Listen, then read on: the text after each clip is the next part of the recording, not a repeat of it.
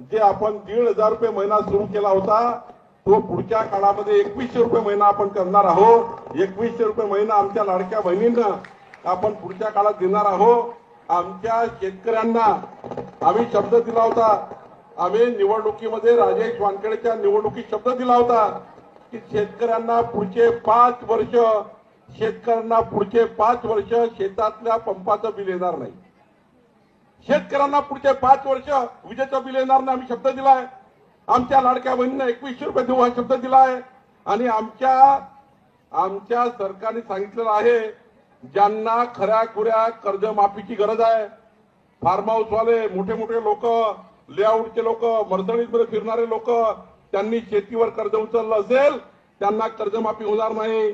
पण कौंडण्यपूरच्या महाराष्ट्रातल्या गरीब माणसाची, शेतकऱ्याची कर्जमाफी आपलं सरकार केल्याशिवाय राहणार नाही, याचाही निर्णय आपण करतो आहे। आपलं सरकार, देवेंद्र फडणवीसचं सरकार काल निर्णय घेतलाय, आतापर्यंतच्या महाराष्ट्राच्या इतिहासामध्ये कधीही विजेचे बिल स्वस्त बिल प्रत्येक महिन्याने 10% वाढते, रेट प्रत्येक 10% वाढतात प्रत्येक वर्षी। पण माननीय देवेंद्रजींनी काल निर्णय घेतलेला आहे, आत्ताचा रेट 8 रुपये 10 पैसे आहे, पुढच्या 5 वर्षांनी जर ऍव्हरेज केलं तो 11 रुपये 20 पैसे झाला पाहिजे।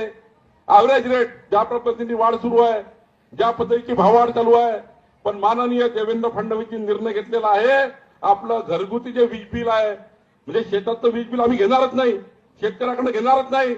पण तुम्हाला वचन द्यायला आलो आहे पुढच्या 2029 मध्ये जेव्हा राजेश वानखेडे आणि आमची टीम तुमच्या दारात येईल तेव्हा तुमच्या विजेचं बिल जे 11 रुपये 20 पैसे होणार होतं ते फक्त 6 रुपये राहणार आहे। हा त्या ठिकाणी देवेंद्र फडणवीस सरकारने घेतलेला आहे। आणि म्हणून गरीब माणसाला वीज स्वस्त मिळाली पाहिजे, शेतकऱ्याला वीज मोफत मिळाली पाहिजे।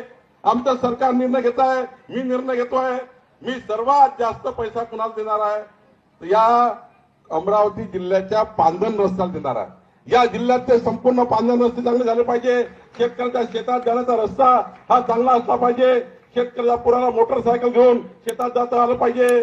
आणि याकरता आम्ही काम करतो आहे।